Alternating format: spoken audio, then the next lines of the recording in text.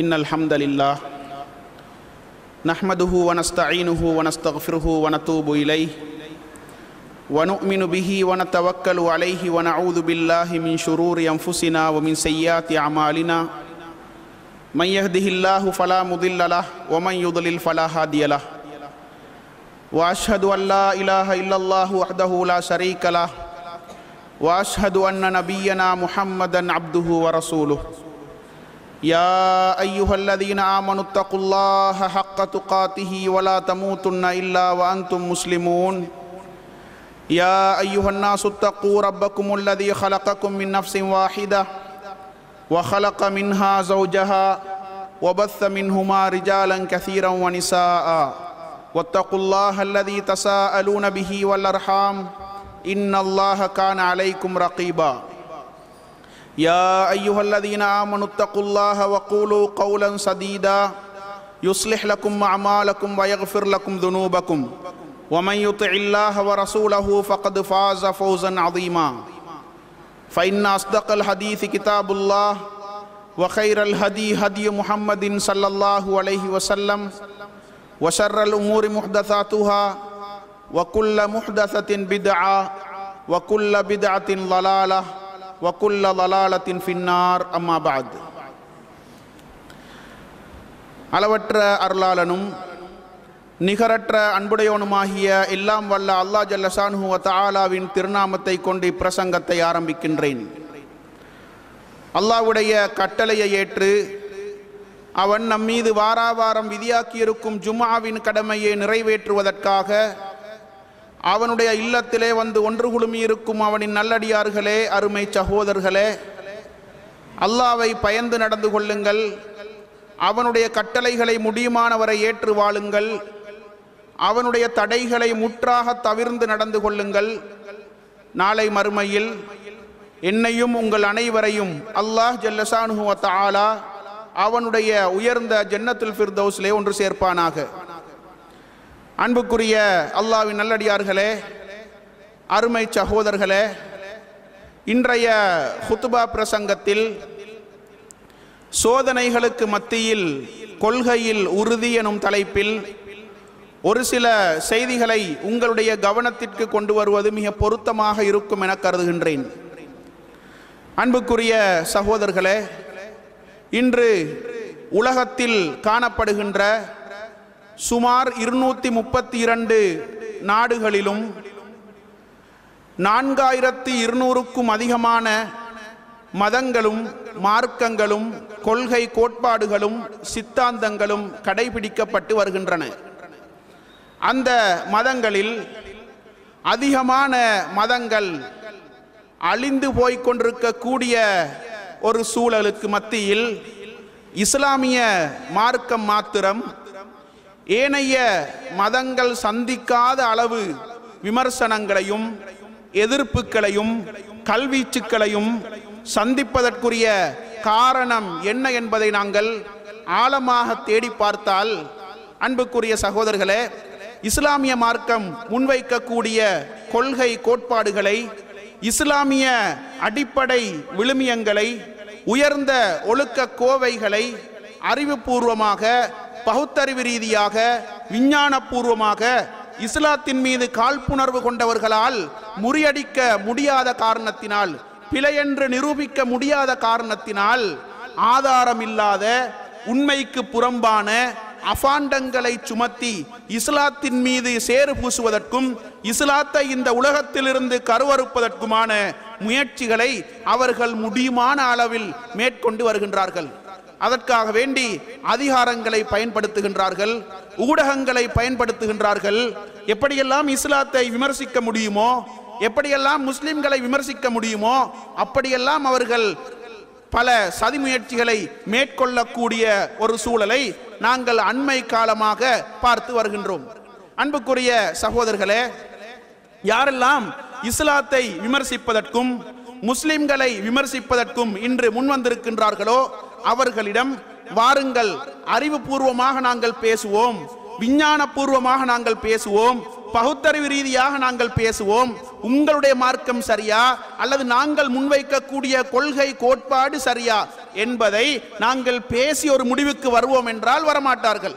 அதனால்தான் இவர்கள் என்ன செய்கின்றார்கள் என்றால் மறைமுகமாக அவர்களால் முடியுமான செல்வாக்குகளையும் அதிகாரங்களையும் ஊடகங்களையும் பயன்படுத்தி இஸ்லாத்தின் மீது சேறு பூசுவதற்குரிய முயற்சியில் இன்று இறங்கி இருக்கின்றார்கள்.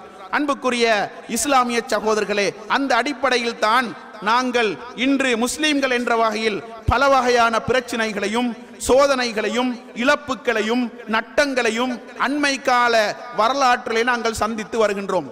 அன்புக்குரிய இஸ்லாமிய சகோதரர்களே, உண்மையான கொள்கைவாதியை பொறுத்த வரைக்கும் அவன் சந்திக்கக்கூடிய பிரச்சனைகளும் அவன் சந்திக்கக்கூடிய குழப்பங்களும் அவன் சந்திக்கக்கூடிய மனப்போராட்டங்களும் அவன் சந்திக்கக்கூடிய நட்டங்கள் இழப்புகளும் அவனை கொள்கையில் ஆட்டம் காண செய்யக்கூடாது.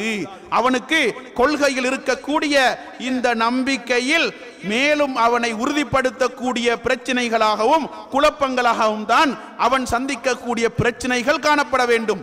அன்புக்குரிய இஸ்லாமிய சகோதரர்களே, இந்த கொள்கையை ஏற்றுக்கொண்ட காரணத்திற்காக வேண்டி இஸ்லாமிய வரலாற்றிலே பலர் சோதிக்கப்பட்டார்கள். அல்லாஹ்வுடைய பாதையிலே போராடும் பொழுது பல துன்பங்களையும் இழப்புகளையும் சந்தித்தார்கள். அவர்களெல்லாம் அந்த இழப்புகளையும் நஷ்டங்களையும் பொறுமையோடு ஏற்று சகித்துக் கொண்டார்கள். அதனால்தான் இப்படிப்பட்ட பொறுமையாளர்களை அல்லாஹ் நேசிக்கின்றான் என்று அல் குர்ஆனிலே சூரா ஆல இம்ரான் 146வது வசனத்திலே அல்லாஹ் சொல்லி காட்டுகின்றான். எப்படி? வகஅய்யிம் மின் நபியின் காத்தல மஅஹு ரிப்பியூன கஸீர், அதாவது எத்தனையோ நபிமார்களோடு இறைவனை சார்ந்து வாழக்கூடிய உண்மையான விசுவாசிகள் எத்தனையோ நபிமார்களோடு சேர்ந்து அல்லாஹ்வுடைய மார்க்கத்திற்காக வேண்டி அல்லாஹ்வுடைய கொள்கையை இந்த மண்ணிலே நிலைநாட்டுவதற்காக வேண்டி போராடினார்கள். அந்த சந்தர்ப்பத்தில் ஃபமா வஹனு லிமா அஸாபஹும் ஃபீ சபீலில்லாஹி வமா லௌஃபு வமஸ்தகானு வல்லாஹு யுஹிப்புஸ் ஸாபிரீன். அவர்கள் அல்லாஹ்வுடைய பாதையிலே போராடும் பொழுது அவர்களுக்கு ஏற்பட்ட சோதனைகளின் பொழுது அவர்களுக்கு ஏற்பட்ட கஷ்டங்களின் பொழுது அவர்கள் கொள்கையில் சாய்ந்து விடவும் இல்லை, பணிந்து விடவும் இல்லை, பலவீனமடையவும் இல்லை, பொறுமையாக இருந்தார்கள், சோதனைகளை சகித்துக் கொண்டார்கள். இத்தகைய பொறுமையாளர்களை தான் அல்லாஹ் நேசிக்கின்றான் என்று இந்த வசனத்திலே அல்லாஹ் சொல்லி காட்டுகின்றான். அது மாத்திரமல்ல, அன்புக்குரிய இஸ்லாமிய சகோதரர்களே, இந்த உலகத்தில் எங்களுக்கு என்னதான் பிரச்சனைகள் வந்தாலும் சரி, என்னதான் குழப்பங்கள் வந்தாலும் சரி, அல்லாஹ்விடத்திலே நாங்கள் ஒரு ஒப்பந்தம் செய்திருக்கின்றோம். அல்லாஹ்விடத்திலே நாங்கள் ஒரு உறுதிமொழியை வழங்கி இருக்கின்றோம். இந்த மண்ணில் அவனை தவிர வேறு யாரையும் நாங்கள் வணங்க மாட்டோம் என்ற உறுதிமொழியை அல்லாஹ்வுக்கு நாங்கள் வழங்கி இருக்கின்றோம். அந்த உறுதிமொழியை உண்மைப்படுத்தி வாழக்கூடிய மனிதர்களும் இறை விசுவாசிகள் இருக்கத்தான் செய்கின்றார்கள் என்று அல் குர்ஆனிலே சூரத்துல் அஹ்ஸாப் 23வது வசனத்திலே அல்லாஹ் சொல்லி காட்டுகின்றான். எப்படி? மினல் முஃமினீன ரிஜாலுன் ஸதகு மா ஆஹதுல்லாஹ அலைஹி ஃபமின்ஹும் மன் கலா நஹ்பஹு வமின்ஹும் மன் யன்தலிர் வமா பத்தலு தப்தீலா. மூமின்களில் சில மனிதர்கள் இருக்கின்றார்கள், அவர்கள் அல்லாஹ்வோடு செய்து கொண்ட ஒப்பந்தத்தை உண்மைப்படுத்தி வாழக்கூடியவர்கள். அல்லாஹ்வோடு செய்து கொண்ட ஒப்பந்தத்தை உண்மைப்படுத்தி வாழக்கூடிய சில மனிதர்கள் மூமின்களில் இருக்கின்றார்கள்.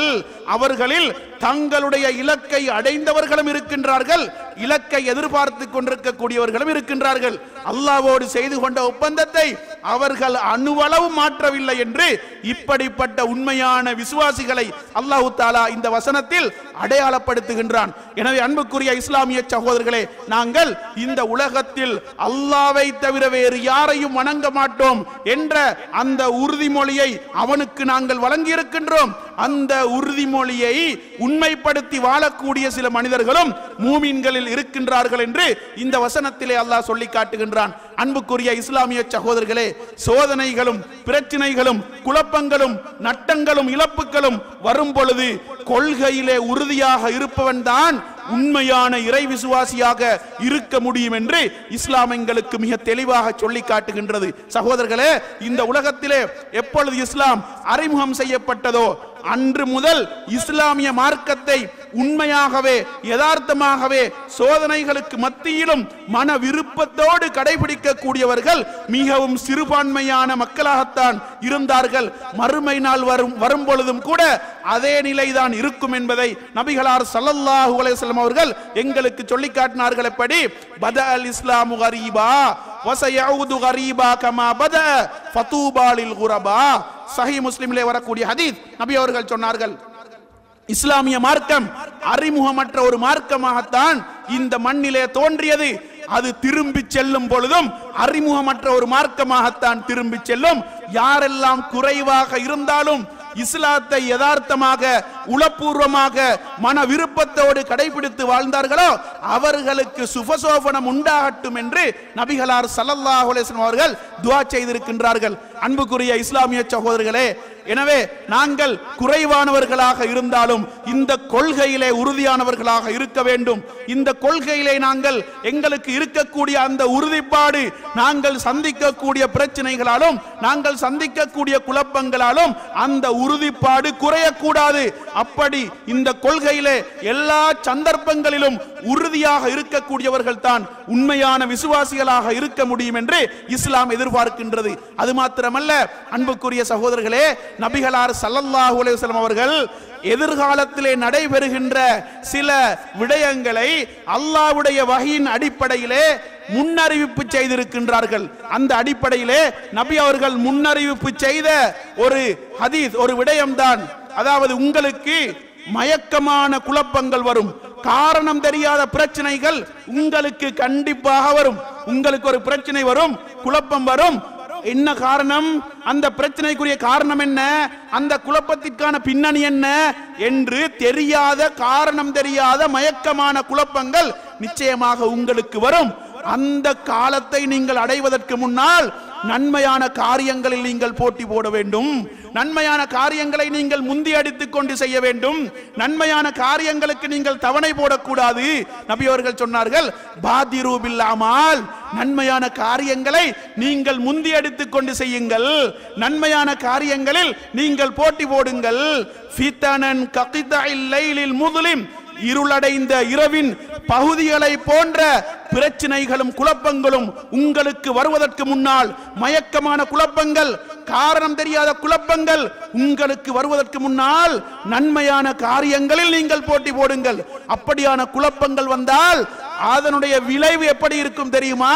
நபி அவர்கள் சொன்னார்கள், யுஸ்பிஹு ரஜுலு மூமினா வயும்சி காஃபிரா, ஒரு மனிதன் காலையில் மூமினாக இருப்பான், மாலையில் காஃபிராக மாறிவிடுவான். வயும்சி மூமினா வயுஸ்பிஹு காஃபிரா, மாலையில் ஒரு மனிதன் மூமினாக இருப்பான், காலையில் காஃபிராக மாறிவிடுவான். யபிஉ தீனஹு பிஅரதின் மினத் துன்யா, தன்னுடைய மார்க்கத்தை உலகத்தின் அற்பலாபத்திற்காக அவன் விற்று விடுவான் என்று நபிகளார் ஸல்லல்லாஹு அலைஹி வஸல்லம் அவர்கள் சொன்ன ஹதீஸ் முஸ்லிமிலே பதிவாகி இருக்கின்றது. அன்புக்குரிய இஸ்லாமிய சகோதரர்களே, காரணம் தெரியாத, இனம் தெரியாத மயக்கமான குழப்பங்கள் உங்களை நோக்கி வருவதற்கு முன்னால் நீங்கள் நன்மையான காரியங்களில் போட்டி போட வேண்டும். நன்மையான காரியங்களை நீங்கள் அதிகம் நிறைவேற்ற வேண்டும் என்று நபிகளார் ஸல்லல்லாஹு அலைஹி வஸல்லம் அவர்கள் எங்களை உற்சாகப்படுத்தி இருக்கின்றார்கள். அன்புக்குரிய சகோதரர்களே, இன்று பல பிரச்சனைகளை நாங்கள் சந்திக்கின்றோம். என்ன காரணம்? எதற்கு நாங்கள் குறிப்பாக இந்த பிரச்சனைகளில் குறிவைத்து தாக்கப்பட வேண்டும் என்று அதிகமானவர்களுக்கு காரணம் தெரியாது.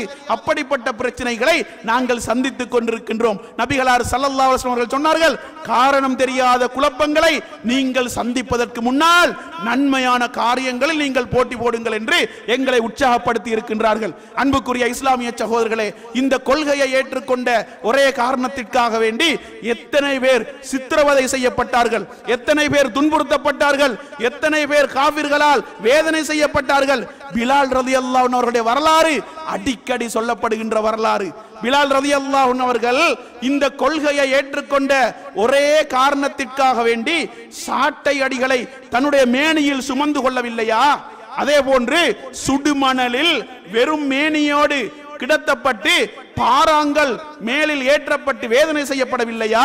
அந்த நேரங்களில் எல்லாம் அஹதுன் அஹதுன், அல்லாஹ் ஒருவன் ஏகன் என்ற இந்த கொள்கையிலே அவர்கள் உறுதியாகத்தான் இருந்தார்கள். அது மாத்திரமல்ல, சுமையா ரலியல்லாஹு அன்ஹா அவர்கள் அபூ ஜஹல் என்ற அந்த அரக்கனால் சுமையா ரலியல்லாஹு அன்ஹா அவர்களுடைய பெண் குறியில் அம்பால் அப்படியே எரியப்பட்டு அம்பெய்யப்பட்டு அப்படியே கொலை செய்யப்படுகின்றார்கள். அது மாத்திரமல்ல, அவர்களுடைய கணவன் யாசிர் ரலியல்லாஹு அன்ஹு அவர்கள் அவர்களுடைய 2 கால்களும் 2 ஒட்டகங்களில் கட்டப்பட்டு இருவேறு திசைகளை நோக்கி அந்த ஒட்டகங்கள் விரட்டப்பட்டு 2ஆக அவர்கள் கிழிக்கப்பட்டு கொலை செய்யப்பட்டார்களே, இந்த வரலாறுகள் எங்களுக்கு படிப்பினை ஊட்ட வேண்டும். அது மாத்திரமல்ல, அவர்களுடைய மகன் அம்மார் ரலியல்லாஹு அன்ஹு அவர்கள் அதே போன்று துன்புறுத்தப்பட்டார்கள், சித்திரவதை செய்யப்பட்டார்கள். ஒரு குடும்பமே இஸ்லாத்தை ஏற்றுக்கொண்ட ஒரே காரணத்திற்காக வேண்டி மிக கடுமையாக சித்திரவதை செய்யப்பட்டார்களே, அம்மார் ரலியல்லாஹு அன்ஹு அவர்கள், யாசிர் ரலியல்லாஹு அன்ஹு அவர்கள், சுமையா ரலியல்லாஹு அன்ஹா அவர்கள், ஒரு குடும்பமே, தந்தை தாய் மகன் ஒரு குடும்பமே இஸ்லாத்தை ஏற்றுக்கொண்ட காரணத்திற்காக, இஸ்லாத்தை ஏற்றுக்கொண்ட ஒரே காரணத்திற்காக, லா இலாஹ இல்லல்லாஹ் முஹம்மதுர் ரசூலுல்லாஹ் என்ற இஸ்லாத்தின் மூல மந்திரத்தை ஏற்றுக்கொண்ட ஒரே காரணத்திற்காக வேண்டி மிக கடுமையாக துன்புறுத்தப்பட்டார்கள். அந்த சந்தர்ப்பங்களில் எல்லாம் கொள்கையை விட்டு கொடுக்கவில்லை, கொள்கையிலே அவர்கள் உறுதியாகத்தான் இருந்தார்கள். அல்லாஹ் தஆலா அல் குர்ஆனிலே சூரா இப்ராஹிம் 27வது வசனத்திலே சொல்லி காட்டுகின்றான். எப்படி?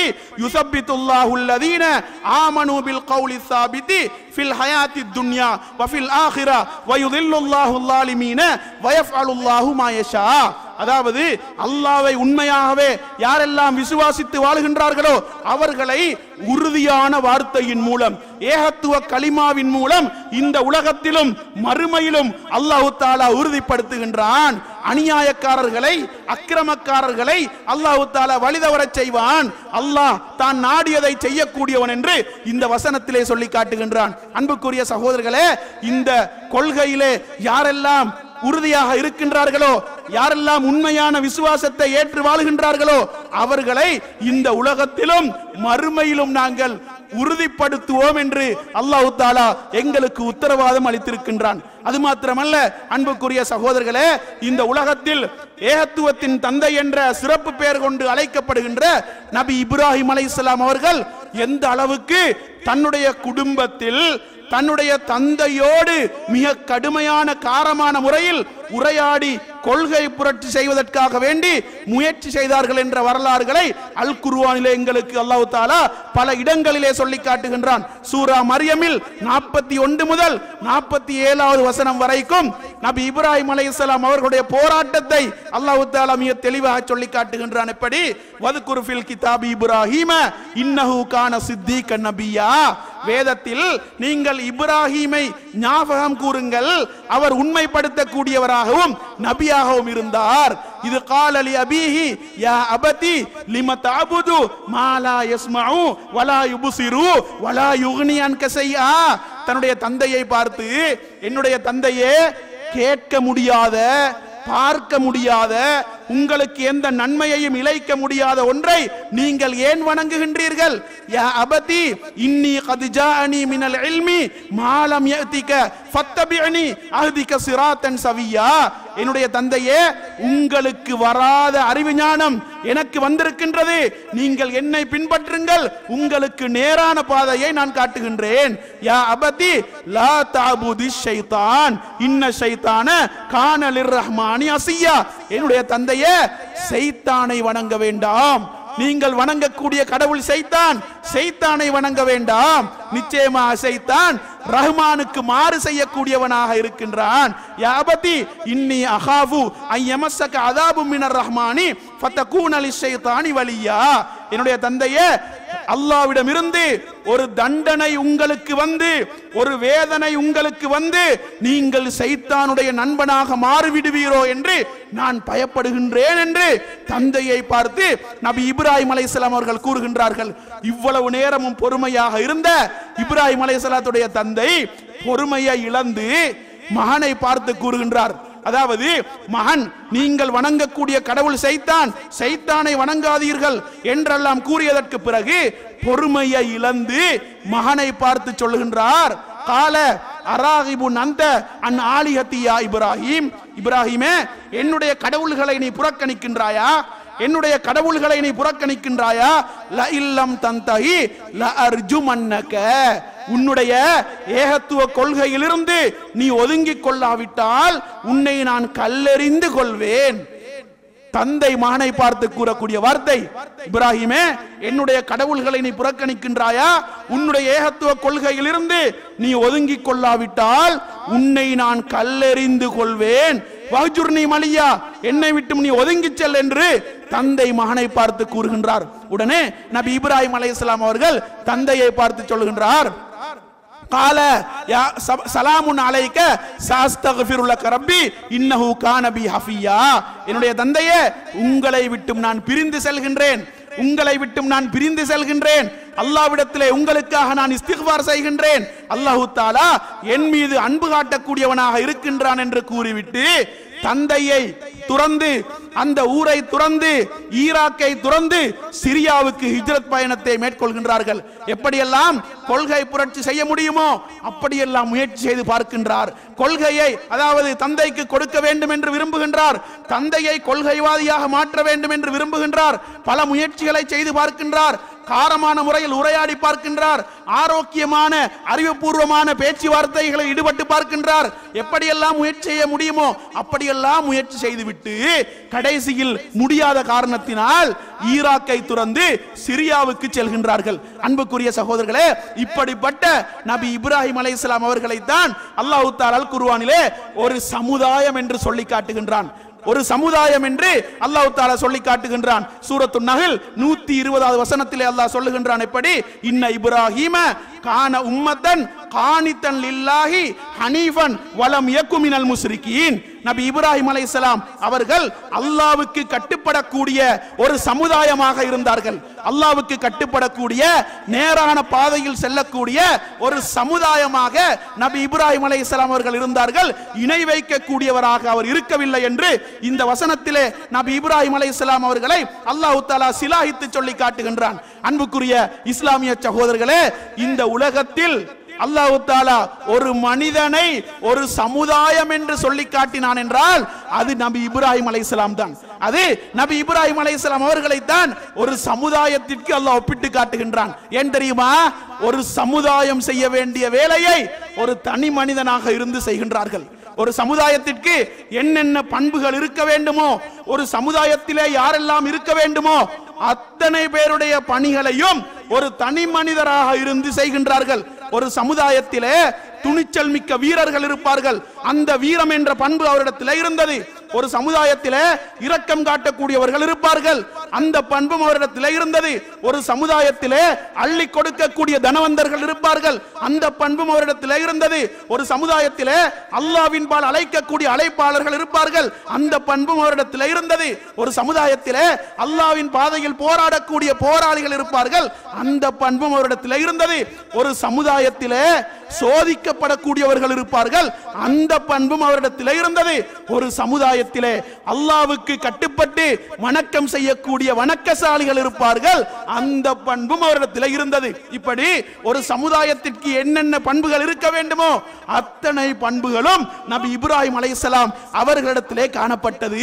அல்லாஹ் எப்படி சொல்லுகின்றான்?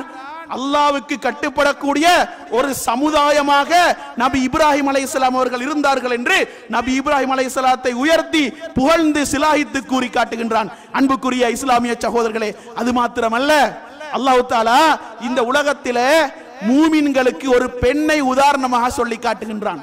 மூமின்களுக்கு உதாரணமே ஒரு பெண்மணிதான். யார் தெரியுமா? ஒரு நபியுடைய மனைவி கிடையாது, இஸ்லாமிய சூழலில் வாழ்ந்த ஒரு பெண்மணி கிடையாது. யார் தெரியுமா? இந்த உலகத்தில் நான் தான் கடவுள், என்னை தான் நீங்கள் வணங்க வேண்டும், அப்படி என்னை நீங்கள் கடவுளாக ஏற்றுக்கொள்ளாவிட்டால் மிக கடுமையாக உங்களை நான் துன்புறுத்துவேன் என்று, அதாவது கர்ஜித்த மிகவும் வீரமான வார்த்தைகளை பேசி மக்களை துன்புறுத்திய ஃபிர்அவுனுடைய மனைவியை அல்லாஹ் தஆலா மூமின்களுக்கு உதாரணமாக சொல்லி காட்டுகின்றான். அதாவது தன்னை கடவுள் என்று பிரகடனப்படுத்தி அநியாயமான முறையில், அக்கிரமமான முறையில் அடக்குமுறை ஆட்சி செய்த ஃபிர்அவுனுடைய மனைவியை மூமின்களுக்கு அல்லாஹ் உதாரணமாக சொல்லி காட்டுகின்றான். வல்லரபல்லாஹு மஸலன் லில்லதீன ஆமனு இம்ராத ஃபிர்அவுன்.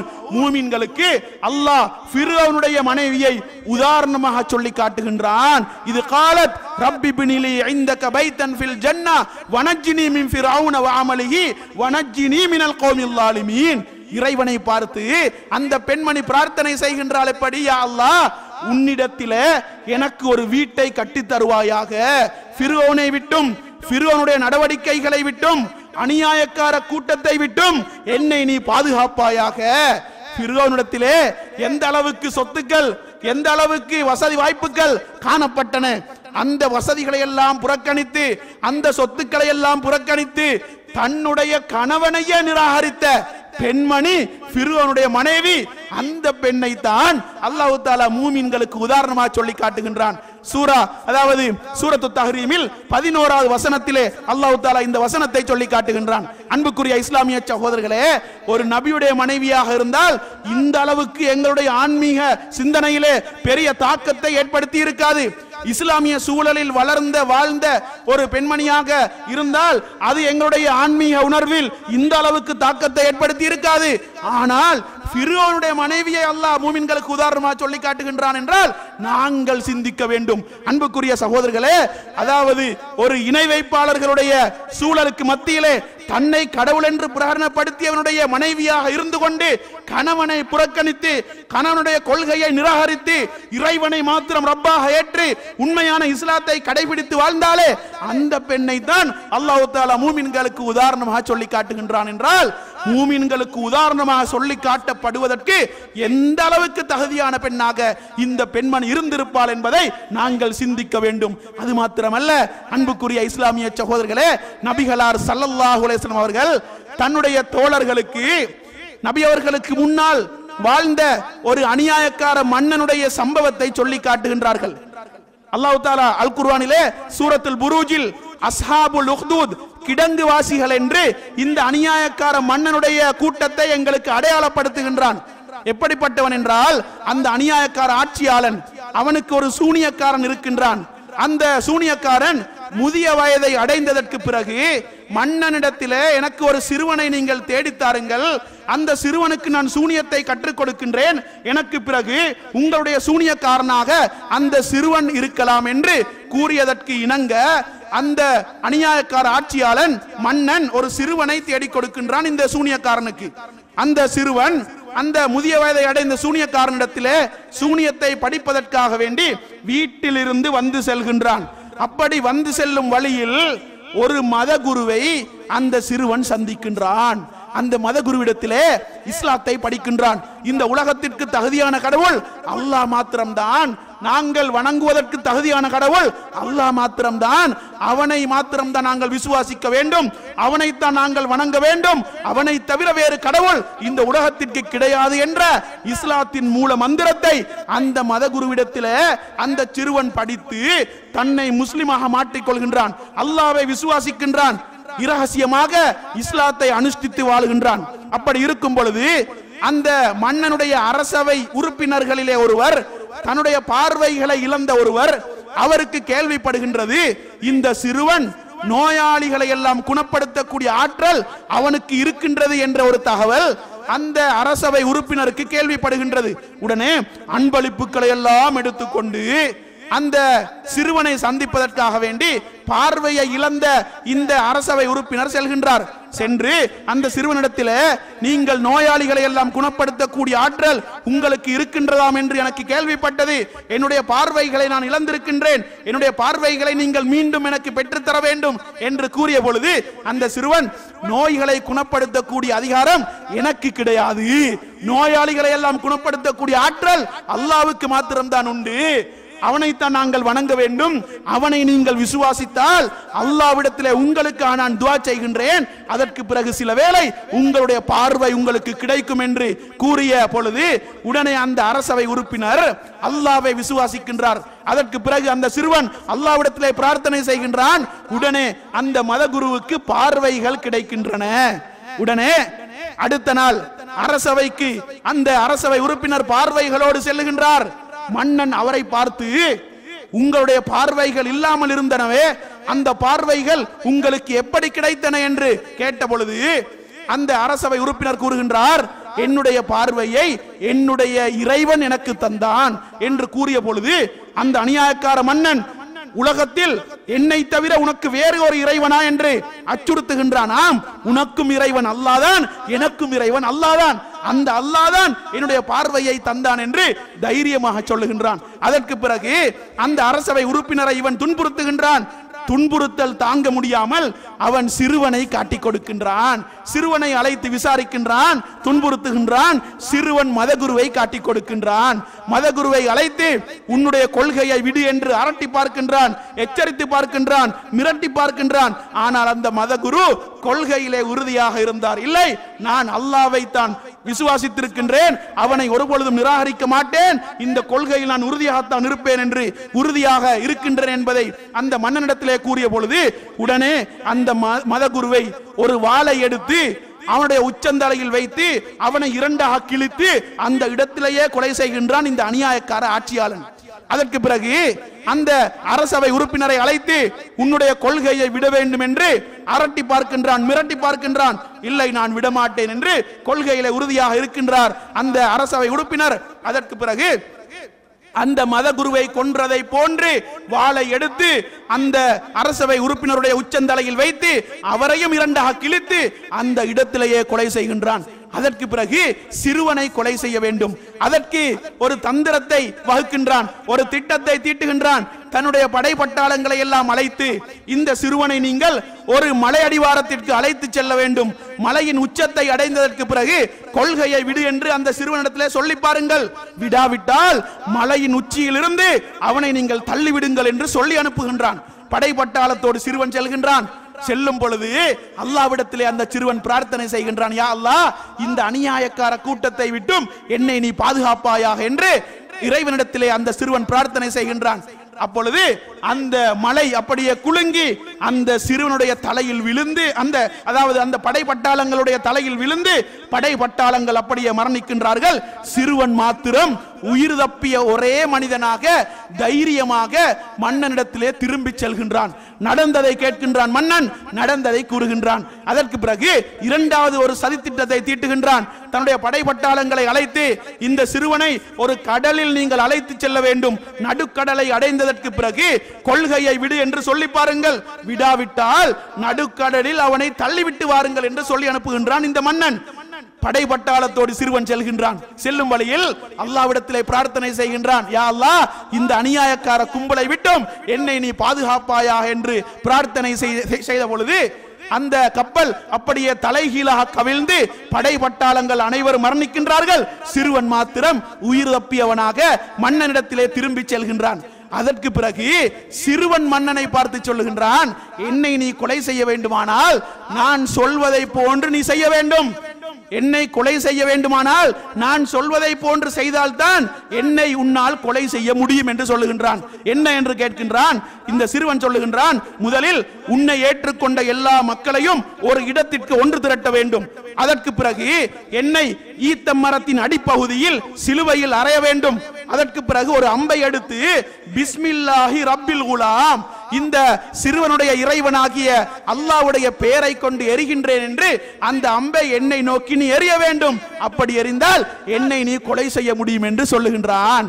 அதற்கு பிறகு அந்த மன்னன் எல்லா மக்களையும் ஒன்று திரட்டி அந்த சிறுவனையும் ஈத்த மரத்தில் அப்படியே சிலுவையில் அறைந்து அம்பை எடுத்து பிஸ்மில்லாஹி ரப்பில் குலாம், சிறுவனின் இறைவனாகிய அல்லாஹ்வின் பெயரை கொண்டு எரிகின்றேன் என்று எரிகின்றான். சிறுவன் அந்த இடத்திலேயே மரணித்து விடுகின்றான். ஆனால் விளைவு என்ன தெரியுமா? அங்கு குழுமியிருந்த எல்லா மக்களும் இஸ்லாத்தை ஏற்றுக்கொள்கின்றார்கள். அன்புக்குரிய சகோதரர்களே, ஒரு சிறுவனுடைய மரணம் ஒரு சமுதாயத்தையே முஸ்லிம்களாக மாற்றிய வரலாறை இஸ்லாம் நமக்கு சொல்லித் தரவில்லையா? இந்த உறுதி, இப்படிப்பட்ட உறுதிப்பாடு எங்களுடைய கொள்கையில் எங்களுக்கும் இருக்க வேண்டும் அன்புக்குரிய சகோதரர்களே. எனவே ஒரு சிறுவனுடைய மரணம் ஒரு சமுதாயத்தையே முஸ்லிம்களாக மாற்றிய வரலாறை இஸ்லாம் நமக்கு சொல்லித் தருகின்றது. அதற்கு பிறகு இந்த மன்னனுடைய கூட்டம் இஸ்லாத்தை ஏற்றுக்கொண்ட மக்களை ஒரு பெரிய கிடங்கை தோண்டி அதிலே நெருப்பை மூட்டி அந்த கிடங்கில் போட்டு அவர்களை எரிக்கின்றார்கள். இந்த செயலைத்தான் அல் குர்ஆனிலே அல்லாஹ் கண்டித்து சொல்லுகின்றான். எப்படி? குத்தில அஸ்ஹாபுல் உக்தூத் அன்னாரி தாத்தில் வகூத், கொழுந்து விட்டறியக்கூடிய நெருப்பால் மூட்டப்பட்ட கிடங்கு வாசிகள் சபிக்கப்பட்டு விட்டார்கள்.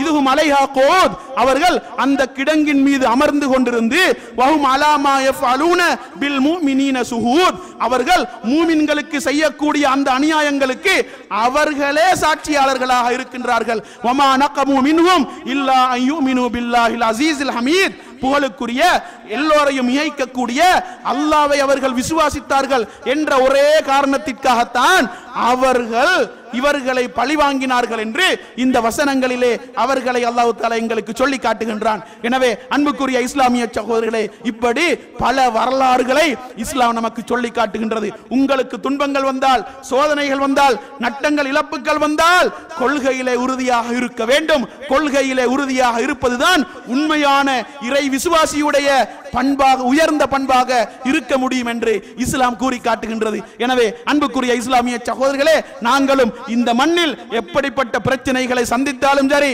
எப்படிப்பட்ட குழப்பங்களை எதிர்நோக்கினாலும் சரி, கொள்கையிலே உறுதியாக இருந்து உண்மையான இறை விசுவாசிகளுடைய பண்பை கடைபிடித்து வாழக்கூடியவர்களாக எங்களை நாங்கள் மாற்றிக்கொள்வதற்கு முயற்சிப்போமாக. வாஹிரு தஅவானா அல்ஹம்துலில்லாஹி ரப்பில் ஆலமீன்.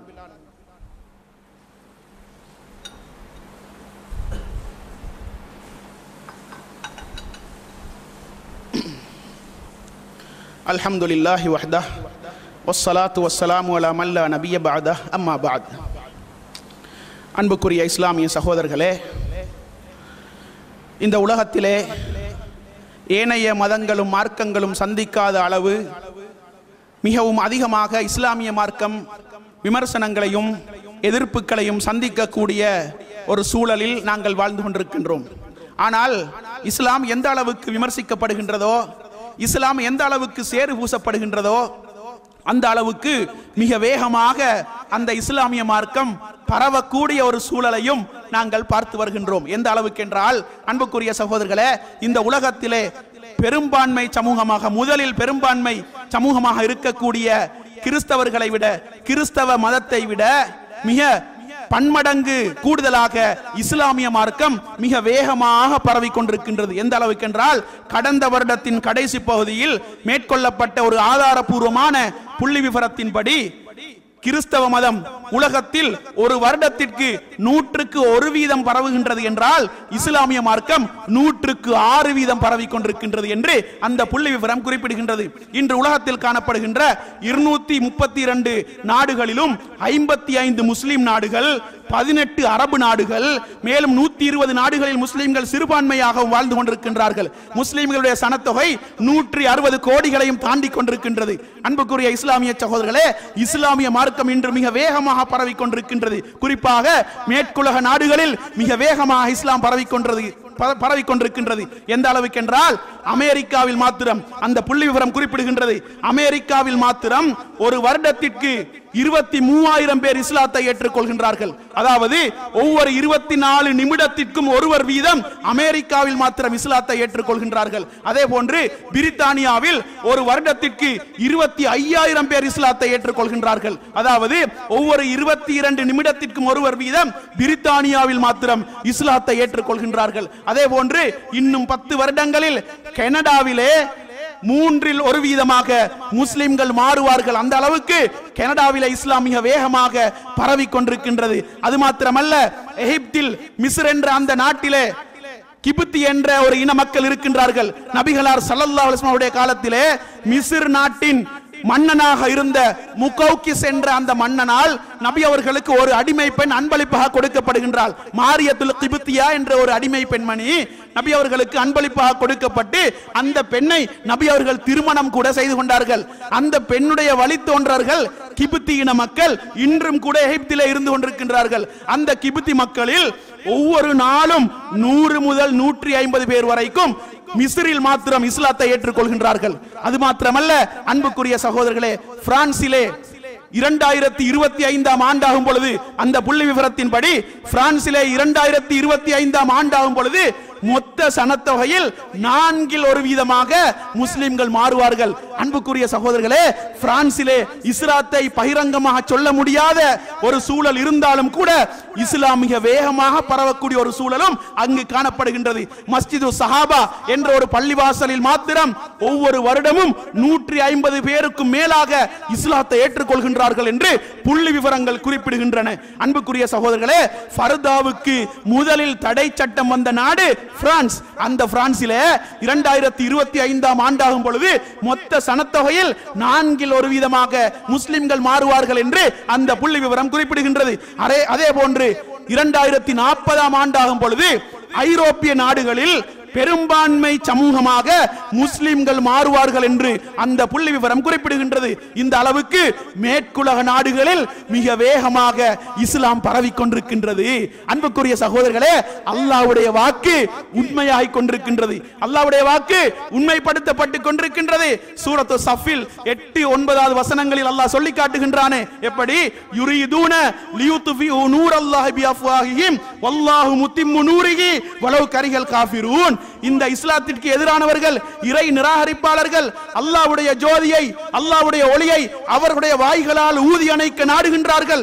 அல்லாஹ் தஆலா தன்னுடைய ஒளியை பூரணப்படுத்தியே தீருவான். இதை இறை நிராகரிப்பாளர்கள் வெறுத்தாலும் சரி. ஹுவல்லதி அர்ஸல ரசூலஹு பில் ஹுதா வதீனில் ஹக்கி லியுத்ஹிரஹு அலத்தீனி குல்லிஹி வலவ் கரிஹல் முஸ்ரிகூன். அல்லாஹ் தான் அவனுடைய தூதரை சத்தியத்தை கொண்டும் நேர்வழியை கொண்டும் இந்த உலகத்திற்கு அனுப்பி வைத்தான். ஏன் தெரியுமா?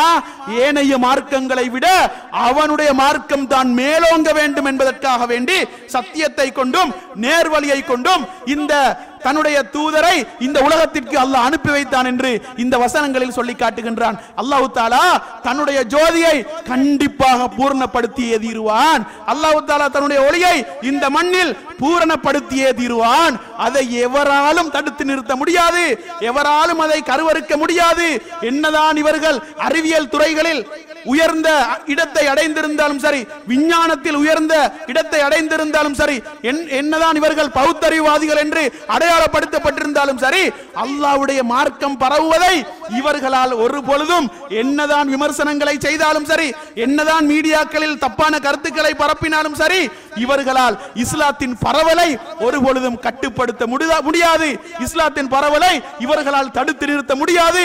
அல்லாஹ்வுடைய வாக்கு ஒரு பொழுதும் பொய்யாகாது. எனவே அன்புக்குரிய இஸ்லாமிய சகோதரர்களே, இஸ்லாத்தை அறிவுபூர்வமாக, இஸ்லாத்தை உணர்வு பூர்வமாக, இஸ்லாத்தை பகுத்தறிவு ரீதியாக இவர்களால் பொய்ப்பிக்க முடியாத காரணத்தினால் தான் இன்று ஆதாரம் இல்லாத நச்சு கருத்துக்களை கூறி இஸ்லாத்தின் மீது சேறு பூசுவதற்கு இவர்கள் எத்தனிக்கின்றார்கள். எனவே நாங்கள் என்னதான் பிரச்சனைகளை சந்தித்தாலும் சரி, எங்களுக்கு கொள்கையில இருக்கக்கூடிய உறுதி மேலும் மேலும் அதிகரிக்க வேண்டும். அத்தகைய பண்புகளைத்தான் முஸ்லிம்களிடமிருந்து, உண்மையான மூமின்களிடமிருந்து அல்லாஹ் தஆலா எதிர்பார்க்கின்றான் என்பதை நாங்கள் புரிந்து கொள்ள வேண்டும். அதே போன்று அன்புக்குரிய சகோதரர்களே, நாங்கள் அடிக்கடி அல்லாஹ்விடத்திலே துஆ கேட்க வேண்டும். நபிகளார் ஸல்லல்லாஹு அலைஹி வஸல்லம் அவர்கள் மிக கூடுதலாக கேட்ட துஆக்களில் ஒன்றுதான் அல்லாஹும்ம யா முகல்லிபல் குலூப் சப்பித் கல்பி அலா தீனிக். உள்ளங்களை புரட்டக்கூடியவனே, என்னுடைய உள்ளத்தை உன்னுடைய மார்க்கத்தில் திளைக்க செய்வாயாக, உன்னுடைய மார்க்கத்தில் உறுதிப்படுத்துவாயாக என்று நபிகளார் ஸல்லல்லாஹு அலைஹி வஸல்லம் அவர்கள் மிக கூடுதலாக துஆ செய்வார்களாம்.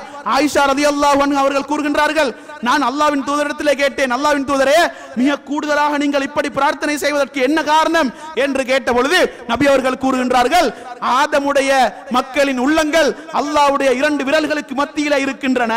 அல்லாஹ் தஆலா நாடியவர்களை புரட்டி விடுகின்றான், நாடியவர்களுடைய உள்ளங்களை அவனுடைய கொள்கையிலே உறுதிப்படுத்துகின்றான் என்று நபிகளார் ஸல்லல்லாஹு அலைஹி வஸல்லம் அவர்கள் சொன்னதாக ஆயிஷா அம்மையார் கூறுகின்றார்கள். இந்த ஹதீஸ் புகாரியிலே பதிவாகி இருக்கின்றது. அன்புக்குரிய இஸ்லாமிய சகோதரர்களே, நாங்களும் மிக கூடுதலாக அல்லாஹ்விடத்திலே உணர்வு பூர்வமாக, யா அல்லாஹ், என்னுடைய உள்ளத்தை உன்னுடைய மார்க்கத்தில் திளைக்க செய்வாயாக. அல்லாஹும்ம யா முகல்லிபல் குலூப் சப்பித் கல்பி அலா தீனிக். உள்ளங்களை புரட்டக்கூடியவனே, என்னுடைய உள்ளத்தை உன்னுடைய மார்க்கத்தில் உறுதிப்படுத்துவாயாக என்று அடிக்கடி நாங்கள் துஆ செய்ய வேண்டும். அதே போன்று அன்புக்குரிய சகோதரர்களே, நபிகளார் ஸல்லல்லாஹு அலைஹி வஸல்லம் அவர்களை கூட அல்லாஹ் தஆலா அவனுடைய கொள்கையில் உறுதிப்படுத்திய காரணத்தினால் தான் அவர்கள் கூட இந்த கொள்கையிலே உறுதியாக இருந்தார்கள் என்பதை அல் குர்ஆனிலே சூரத்துல் இஸ்ரா 74வது வசனத்தில் அல்லாஹ் சொல்லி காட்டுகின்றான். எப்படி வலவுலா அன் சப்பத்னாக லகத் கித்த தர்கனு இலைஹிம் ஷைஅன் கலீலா. முஹம்மதே, உங்களை நாங்கள் எங்களுடைய மார்க்கத்திலே உறுதிப்படுத்தாமல் இருந்திருந்தால் நீங்கள் கூட அவர்களின் பால் சற்று சாய்வதற்கு எத்தனித்தீர்கள் என்று அல்லாஹ் தஆலா இந்த வசனத்திலே சொல்லி காட்டுகின்றான். உக்பா இப்னு அபி முஐத் என்ற முஸ்ரிக் நபி அவர்களிடத்திலே வந்து பேரம் பேசுகின்றார்கள். முஹம்மதே, உங்களுக்கு பொருளாதாரம் வேண்டுமா? கேளுங்கள், தருகின்றோம். உங்களுக்கு பெண்கள் வேண்டுமா? திருமணம் செய்து வைக்கின்றோம். உங்களுக்கு ஆட்சி அதிகாரம் பட்டம் பதவிகள் வேண்டுமா? அதையும் தந்து விடுகின்றோம். உங்களுடைய கொள்கையை நீங்கள் விட்டு விடுங்கள் என்று பேரம் பேசுகின்றார்கள். ஆனால் நபிகளார் ஸல்லல்லாஹு அலைஹி வஸல்லம் அவர்கள், உலகமே என்னுடைய காலடியில் வந்து மண்டியிட்டாலும் கொள்கையை நான் விட்டுக் கொடுக்க மாட்டேன், கொள்கையில இருக்கக்கூடிய உறுதிப்பாட்டை நான் தளர்த்த மாட்டேன் என்று கொள்கையிலே உறுதியாக இருந்தார்கள். எனவே அன்புக்குரிய இஸ்லாமிய சகோதரர்களே, உலகத்திலே இந்த நாட்டிலே குறிப்பாக எதிர்காலங்களிலும் கூட நாங்கள் சந்திக்கக்கூடிய பிரச்சனைகள், எங்களுக்கு எதிரான இனவாத நடவடிக்கைகள் எங்களை கொள்கையிலே ஆட்டம் காண செய்யக்கூடாது. கொள்கையிலே உறுதியாக இருப்போம், உண்மையான முஸ்லிம்களாக வாழ்வோம், கொள்கைக்காகவே வாழ்ந்து மரணிக்கக்கூடிய பண்புள்ள நன்மக்களாக வல்ல ரஹ்மான் என்னையும் உங்கள் அனைவரையும் மாற்றி அருள்வானாக. ஹாதா மா இந்தி வல் இல்மு இந்தல்லாஹ். அக்கூலு கௌலி ஹாதா வ அஸ்தக்ஃபிருல்லாஹ லி வ லக்கும் வ ஆகிரு தஅவானா அனில் ஹம்துலில்லாஹி ரப்பில் ஆலமீன்.